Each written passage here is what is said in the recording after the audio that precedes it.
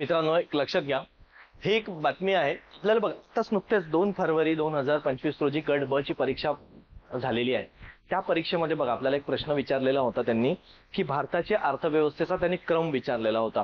किती देशांच्या याच्यामध्ये आलेली आहे, किती देशांच्या क्रमानुसार आलेली आहे, हा प्रश्न विचारलेला आहे. म्हणजे भारताची अर्थव्यवस्था कितव्या स्थानी आलेली आहे, अशाच पद्धतीचा प्रश्न होता. म्हणजेच काय, आपल्याला हे लक्षात महत्वाचं आहे की भारताचं स्थान कुठे आलेलं आहे, भारतीय अर्थव्यवस्था कधीपर्यंत आहे, काय दिलेलं आहे. म्हणजे एक लक्षात घ्या, ही बातमी त्याच संदर्भात आलेली आहे. जर समजा, आणि मी आधीच बोललेलो पण होतं क्लासमध्येच, की ह्या पद्धतीचा प्रश्न आहे, व्यवस्थित करून ठेवा, सांगता येत नाही, विचारू शकतात. आणि नेमकं विचारण्यात आलेलं आहे.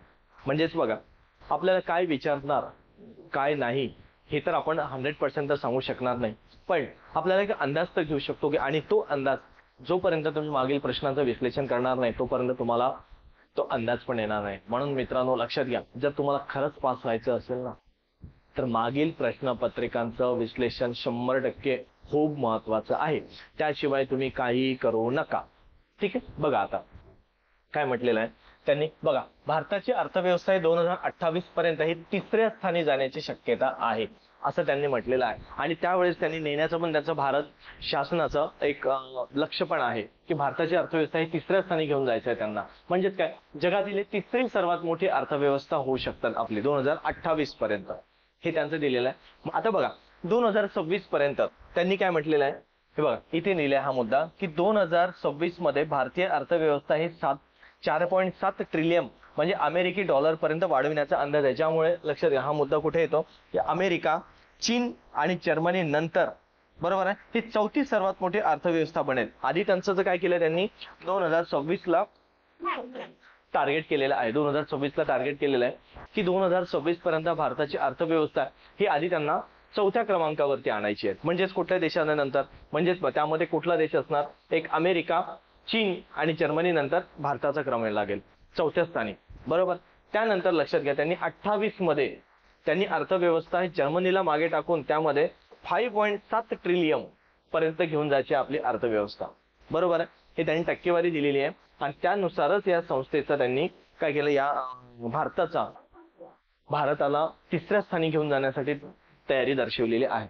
बघा, भारत बघा 1990 मध्ये, हे महत्वाचं आहे, 1990 मध्ये भारत जगातील हा 12व्या स्थानी होता अर्थव्यवस्था. बघा, 1990 मध्ये भारत हा 12व्या स्थानी, त्यानंतर 2000 मध्ये हा 13व्या स्थानी आलेला, बरोबर. 2020 मध्ये पुन्हा 9व्या स्थानी आलेला, आणि 2023 मध्ये हा 5व्या स्थानी आणलेला. म्हणजेच बघा, 12व्या स्थानापासून हळूहळू हळूहळू काय होईना त्यांनी कमी कमी करत आणलेला आहे. म्हणजे आपण जो 10 पेक्षा जास्त, म्हणजे पहिल्या टॉप 10 कंट्रीमध्ये आपण नव्हतो, तर त्या टॉप 10 मध्ये अर्थव्यवस्थेमध्ये भारताचं स्थान मिळवण्यात आलेलं आहे.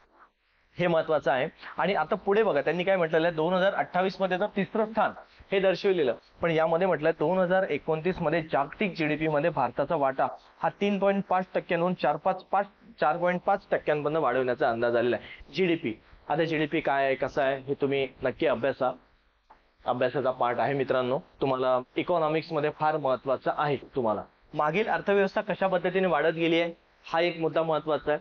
त्याच नंतर 2028 पर्यंत त्यांना भारताची अर्थव्यवस्था 3ऱ्या स्थानी घेऊन जायची आहे, हा एक मुद्दा महत्वाचा आहे.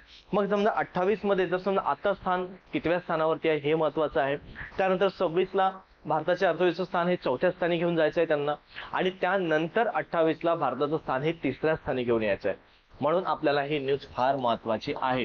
आणि ही जर म्हटलं तुम्हाला तर महत्वाची येतं, तर इकॉनॉमिक्स ह्या विषयामध्ये फार महत्वाची येतात. बघा मित्रांनो, त्यामुळे अशा पद्धतीचे तुम्हाला मित्रांनो व्हिडिओ मी नवनवीन देण्याचा प्रयत्न करत राहतो.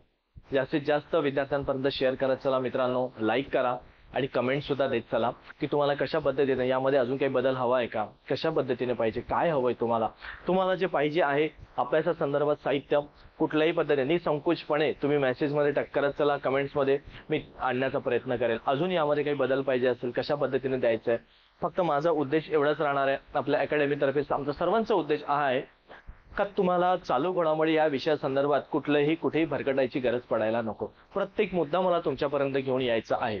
म्हणून साध्या आणि सोप्या पद्धतीने मी कसं देता येईल हाच प्रयत्न असतो मित्रांनो. म्हणून लाईक करा, शेअर करा आणि सबस्क्राईब करा चॅनलला. भरभरून प्रतिसाद द्या, म्हणजे जास्तीत जास्त संख्येने मुलांपर्यंत मला पोहोचवता